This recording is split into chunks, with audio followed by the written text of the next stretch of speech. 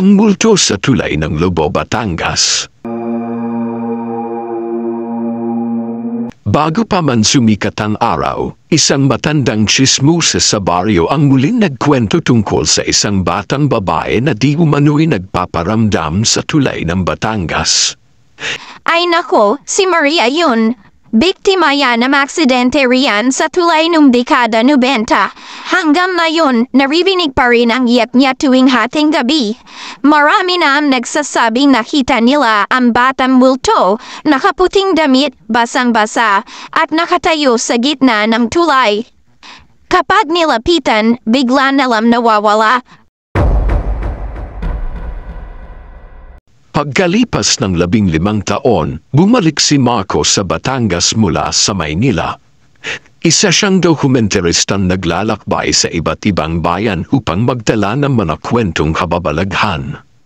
Napagdesisyonan niyang bumalik sa kanyang pinagmulan para imbestigahan ang alamat ng multo sa tulay, isang kwentong ikinwento ng kanyang lola sa kanya noon.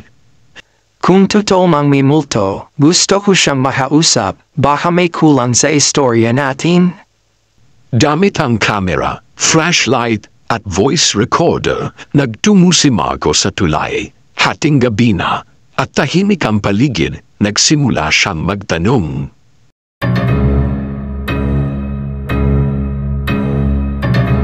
Kung sino ka man, nandito ako para makinig. Hindi kita sasaktan. Biglang lumamig ang hangin, umuugong ang tulay. Sa dulo, may batang nakatayo. Basang-basa, nakaputi, at may sugat sa mukha. Nasaan ang nanay ko? Napatigil si Marco. Anong pangalan mo? Maria ang pangalan ko. Hinihintay ko si Mama, hindi siya bumalik. At bigla itong nawala. Nabasa ni Marco sa lumang mga tala ng barangay na may batang babae nang nalunod sa ilog sa ilalim ng tulay matapos malaglag ang kanilang sasakyan noong 1996. Si Maria, nawala ng balanse ang kanilang tricycle dahil sa malakas na ulan. Nakaahon ang ina, pero nawala si Maria sa baha. Ilang araw bago natagpuan ang katawan nito sa ilalim ng tulay. Lumalabas na nananatili ang kaluluwa ni Maria sa lugar kung saan siya huling nakita. Hinihintay pa rin ang inang hindi na bumalik. Dinala ni Marco ang ina ni Maria, si Aling Elena, na ngayon ay halos ugod-yugod na.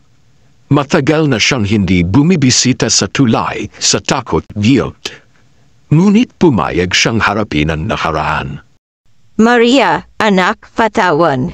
Lumabas muli ang bata, ngunit ngayon ay ngumingiti. Mama, salamat po. Isang malamig na hangin ang dumaan, kasunod ang unti-unting paglaho ni Maria. Mula noon, wala nang maltong nagpapakita sa tulay. Pagkalipas ng ilang buwan matapos mawala ang multo ni Maria, nanembalik ang katahimikan sa baryo. Ang tulay ay naipagawa na rin at nilagyan ng ilaw. Ngunit isang gabi, may bagong insidente ang yumanig sa mga tao. Isang grupo ng kabataan mula sa kalapit bayan ang naglakas loob maglaro ng Spirit of the Glass sa mismong tulay, akala nila ay ligtas na. Sa gitna ng kanilang biro at tawanan, biglang may pumutok na ilaw. Lumamig lang hangin at isa sa kanila ang nawala ng malay. Sa gulat, nagtakbuhan ang iba. Kinabukasan, natagpuan ng mga pulis ang isang piraso ng damit na may lumang berda, AE, mga inisyal ni Aling Elena. Nagimbal si Marco sa balita. Bumalik siya agad sa Lobo, Batangas at dinalaw si Aling Elena, ngunit laking gulat niya nang abutang patay na ito. Sabi ng mga doktor, inatake sa puso, ngunit kakaiba ang ekspresyon ng mukha nito, tila ba may nakita itong hindi maipaliwanag bago bawian ng buhay. Sa araw ng libing, may isa pang kababalaghanang naganap. Habang ibinababo ang kabaong sa hukay, hamyuni ang manawak sa paligid ng sementeryo.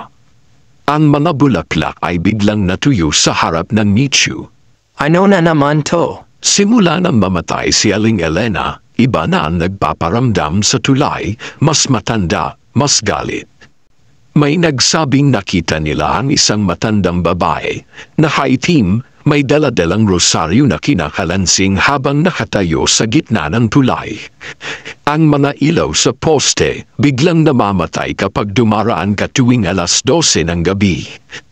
Napagtanto ni Marco, hindi na si Maria ang multo mayon, si Aling Elena na. Ngunit bakit? Sa paghuhusisa ni Marco sa lumang bahay ng kanyang lola, may natagpuan siyang lumang diary ni Aling Elena. Doon niya nabasa ang tunay na dahilan kung bakit hindi agad bumalik ang ina sa anak. Si Maria pala ay anak sa ibang lalaki, isang lihim na pilit tinatago ni Elena. Nang mangyari ang aksidente, pinili niyang huwag iligtas si Maria dahil natakot siyang malaman ng asawan si Mang Ruben ang katotohanan. Patawad, anak, hindi kita iniligtas. Sa akin nagsimula ang kasalanan, sulat ni Elena sa huling pahina. Ngayon ay si Marco na lang ang tanging may alam ng buong katotohanan. Ngunit bawat gabi, naririnig niya ang pagkakalansing ng rosaryo kahit nasa Maynila na siya. At minsan, sa kanyang panaginip, naroon si Aling Elena, nakatingin lang, hindi kumikibo, hawak pa rin ang kwintas na rosaryo. Hindi na lang multo ng batang babae ang naghahanap ng kapatawaran ngayon. Maging ang multo ng isang inang may mabigat na kasalanan, patuloy pa rin naglalakad sa tulay, naghahanap ng kapayapaan. Pagbalik ni Marco sa Maynila, sinubukan niyang kalimutan ang lahat. Binura niya ang mga video sa kanyang camera, isinara ang dokumentaryo, at tumigil sa paggawa ng kwentong kababalaghan. Ngunit hindi siya pinakawalan ng nakaraan. Isang gabi habang naliligo, napatingin siya sa salamin. Sa kanyang likuran, nakita niya ang refleksyon ng isang matandang babaeng nakaitim. Hawak nito ang rosaryo at nakatitid lang sa kanya. Nang lumingon siya, wala naman tao, pero pagbalik ng tingin sa salamin, naroon pa rin ito, mas malapit, mas malinaw. Bit-bit mo ang kasalanan ko. Wala nang ibang paraan kundi harapin ang nakaraan. Bumalik si Marco sa Lobo, Batangas sa tulay. Ngunit hindi na siya tinanggap na manatao roon, para bang may kakaiba sa kanyang aura, tila may aninong sumusunod sa kanya. Isang gabi habang naglalakad si Marco, may batang umiyak sa gilid ng kalsada, at pagtingin sa kanya ay biglang tumahimik. May matandang biglang nagdasal ng ritual nang siya'y napatingin sa kaliwa. Malalim na ang gabi, ngunit hindi na siya natatakot, sanay na siya sa presensya ng mga hindi na dapat narito. Bigla siyang napaluhod, sa gitna ng tulay, may biglang humawak sa kanyang balikat. Ikaw ang magsalaysay ng totoo. Lumingon si Marco, nakita niya si Aling Elena, ngunit ang mukha nito ay nabubulok na. Duguan ang mata, at nagsisimula ng humiwalay ang laman sa buto. Ikaw ang magpapalaya sa aming lahat. Nagsimulang magpakita ang iba pang espiritu sa paligid ni Marco. Mga maltong nawawala, mga taong hindi na naalala, mga kaluluwang naiwan sa baryo. May babae, may lalaki, may bata. Lahat sila ay nakatingin sa kanya. Parang may hinihiling. Napagtanto ni Marco, hindi lang pala si Maria at Aling Elena ang kaluluwang nakakulong sa tulay ng Lobo, Batangas. Marami pa pala, mga biktima ng aksidente, kasinungalingan at kasalanan. Sa pamamagitan ng kanyang tinig, kamera at kwento, kailanang ilabas ni Marco ang katotohanan, hindi para matakot ang tao, kundi para malaman ang buong kasaysayan ng tulay na yun at ng mga kaluluwang naiwan.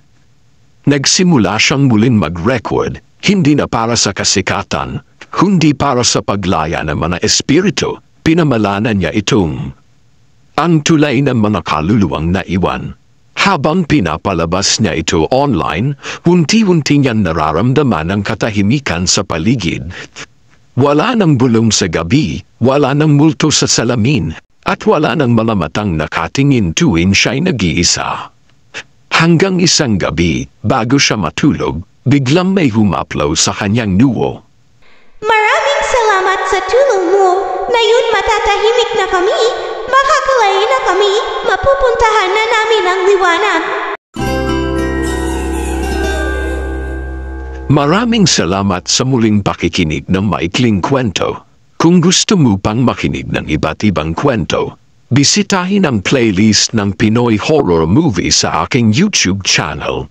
At huwag kalimutang i-subscribe ang Jonas Mini Vlog para updated ka sa bawat kwento.